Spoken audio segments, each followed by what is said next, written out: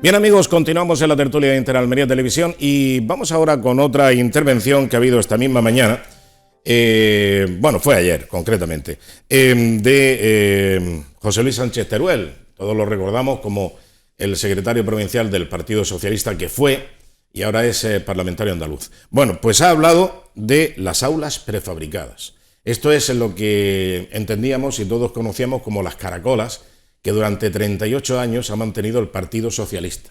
Lo ha mantenido como sedes estables de centros educativos. Sedes estables. Per seculam seculorum. Durante decenios se han mantenido caracolas en muchas poblaciones de Andalucía como sedes estables de centros educativos. Vamos a escuchar lo que decía Sánchez Teruel. Concretamente en la ciudad de Almería, en Roquetas de Mar, en El Ejido, en Níjar, en Cuadras de la Almanzora y en Huercalovera es donde actualmente nosotros hemos contabilizado 124 aulas prefabricadas. Una instalada y otra en fase de instalación porque han tramitado los permisos ante los correspondientes ayuntamientos para instalar este tipo de obras. Les puedo decir que en El Ejido estamos hablando de 34, de 38 en Roquetas de Mar, de 22 en Níjar, de 10 en Almería, 10 en Cuevas de la Almanzora y 10 en Huercalovera. También, como les decía anteriormente, un dato importante de este punto de partida es que ya sabemos dónde son necesarias las obras, ya sabemos dónde hace falta ampliar o construir un nuevo centro educativo y dónde hay que hacerlo con urgencia. Como les digo, en estos últimos 4 años no se ha hecho así. En estos últimos 4 años la realidad es que las obras han brillado por su ausencia, que solo se han eliminado 30, por cada una que se ha eliminado se han instalado 3 nuevas, con lo cual el problema ha crecido al doble. ¿Cómo al doble? Yo me pregunto... Vamos a ver, ¿cómo dice que 30 y de 90 la relación es el doble? Tercio. Bueno. En fin, la aritmética está fallando también, pero en fin, tampoco vamos a exigir. Yo me estaba acordando de una canción. Que sepa sumar. Vamos a ver, aquí hay que partir de la base de una manipulación. Durante 38 años el Partido Socialista, donde tenía pues una demanda de ocupación de puestos escolares, lo que hacía era lo más rápido y lo más económico y lo más fácil, poner un aula prefabricada, una caracola. Una jaula. Y ahí dejaba a los niños. Y ya está. Y esa era la solución. Ahora la situación es la siguiente, que efectivamente hay también aulas prefabricadas, pero están justo al lado de donde se está construyendo un centro educativo de nueva construcción. Se está construyendo un centro educativo y mientras dura la obra están los niños en un aula prefabricada. Termina la obra y se elimina la prefabricada, la caracola. Cosa que no hacía el Partido Socialista antes. El Partido Socialista las mantenía pues calendas grecas, o sea, lo que durara, lo que durara en pie la caracola, hasta que se oxidaba o se la llevaba un vendaval. Pero ahora es que mientras que se están haciendo varios centros educativos nuevos, se tienen que meter los niños en algún sitio y provisionalmente se mantienen en la caracola. Pero que digo yo que eso es del Ministerio de Educación, ¿no? El que tiene que suministrar... No, esto es de la Junta. Esto es de la Junta. Bueno, pero de la Junta... Las infraestructuras son de la Junta de Andalucía. Pues yo veo a este señor... Pues cuando la Junta de Andalucía se haga cargo de construir más colegios, porque en los últimos años potencialmente es lo que está haciendo. Han subido muchísimo los niños nacionales y los no nacionales.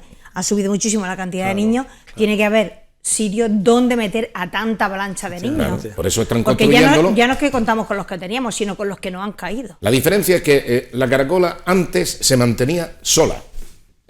No había nada más alrededor. Y ahora todas las caracolas que existen tienen al lado un centro de nueva construcción, un centro educativo de nueva construcción, que se eliminará la caracola cuando esté operativo el nuevo centro. Pero ¿quién mejor que Sánchez Teruel para conocer con perfección todo ese tema? Pues claro que lo conoce. Muchos años de secretario general del Partido Socialista en Almería, diputado en el Parlamento andaluz, pero lo que decía, me estaba acordando una canción que cantábamos cuando éramos pequeños. Ahora que estamos sentados vamos a contar mentiras por el mar Correra Libre y por el Monte de la Sardina. Pues de eso se trata. Es lo mismo que lo de antes con las playas.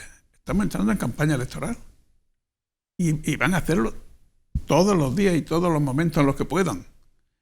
Decir la verdad, no, ni muerto, y mucho más con el jefe que tienen todo esto, que no dice la verdad ni cuando se equivoca. Pues ellos cuanto más mienten, más méritos entienden que están haciendo. Y ahí van. Bueno, Efectivamente, no es la crítica constructiva que una oposición debe tener, más cuando han estado 38 años gobernando con esas como jaulas, como dicen, es que cualquier almeriense que viaja a Sevilla viene diciendo en vez de las aulas o la aula, la jaula. Ya. ¿De cuándo se ha dicho en Almería la jaula? No, por favor, no somos sevillanos, somos almerienses. Pues estos vienen abducidos de Sevilla hablando sevillano. La jaula que tienen prefabricada. Pues la jaula la habéis puesto ustedes mucho antes que el gobierno del Partido Popular. O sea, no podéis tener la poca vergüenza de achacar a quien lo está haciendo mejor que vosotros, mejorable por supuesto, que se puede hacer. No puedes tener la poca vergüenza, tenían que darle vergüenza y no salir de sus casas después de la gestión que han realizado en la Junta de Andalucía durante tantos años, siendo el gobierno más corrupto de toda la Unión Europea durante la democracia. Bueno, pues para ir terminando... Y deberían meterlo en las jaulas a los que han robado. Porque nos queda muy poquito tiempo ya, me gustaría escuchar, porque claro, se ha hablado de los 465 millones de euros que dicen que van en los presupuestos generales del Estado para el AVE de Almería, para el año 2023. Bueno, ¿qué nivel de credibilidad puede tener esto, Antonio? Cero. Cero. Credibilidad cero. Luego harán algo porque algo tienen que hacer, aunque sea para justificar el que venga 2 o 3 veces en el año el ministro de Transporte, hacerse las fotos, poniendo si hace falta alguna máquina improvisada de una obra que no esté muy lejos, o grúas así, y algo se tendrán que gastar en eso. Creo que en el año 2021 del presupuesto llegaron a gastarse casi el 10%. Sí. No sé en el 2023 cuánto se gastarán. Aquí estamos obcecándonos todos en el AVE, que por supuesto es muy necesario y viene muy bien. Pero yo creo que si adelantaríamos más, si vamos arreglando una vía más convencional, aunque sea más rápida, las que actualmente tenemos. No se puede seguir la línea que va de aquí a Granada. ¿Cómo está? Eso hay que arreglarlo de alguna forma. Pasar de esa línea al AVE, una maravilla, pero yo creo que hay muchos puntos intermedios que se podían haber ido solucionando poco a poco. Vale. Y el AVE, pues yo todavía no tengo muy claro qué tipo de AVE es el que esperan que llegue a Almería. Albia. O sea que no es el de doble vía, no sabemos si va a llevar mercancía, unos dicen que sí, otros que no. Que llegue un tren AVE a Almería que no tenga posibilidad de transportar mercancías, a esta altura es un atraso. No, el Albia sí puede. Puede. Bueno, confiamos en que pueda. Quien no puede es el AVE es exclusivamente de pasajeros, de pasaje. Y luego el Albia, y hay otro inferior, que no me acuerdo cómo Pero pueden ir en la misma vía del AVE, pueden ir otros trenes con mercancías, claro. Que es lo que se debe de perseguir. Pero los tramos que Albia tiene, que pretende abarcar, ¿hasta dónde llegarían? Los tramos hasta Murcia. ¿Solo hasta Murcia? Y luego, ¿cómo enlazan para llegar hasta la vía es la misma del AVE que del Albia. ¿Sabes? La única diferencia que hay, y lo hemos visto ahora en el aniversario de la curva de Angrois, lamentablemente, es que el Albia tiene otras medidas de seguridad inferiores a las que tiene el Albia. Si en la curva de Angrois, en vez de un Albia, hubiese ido un AVE, automáticamente en las medidas de seguridad del AVE le harían frenar, bajar la velocidad y levantar todas las alarmas. Yeah. Entonces, claro, el Albia es un tren más económico, es un poco más lento, vamos, a efectos prácticos es como el AVE. La tapa del parche, ¿no? Pero es algo más económico, más barato, y al mismo tiempo, claro, merma también en muchas cosas, en las prestaciones, en la velocidad punta, y también en las medidas de seguridad. Entonces, eso es un valor a tener en cuenta, con los precedentes tan desagradables que hemos conocido, ¿no?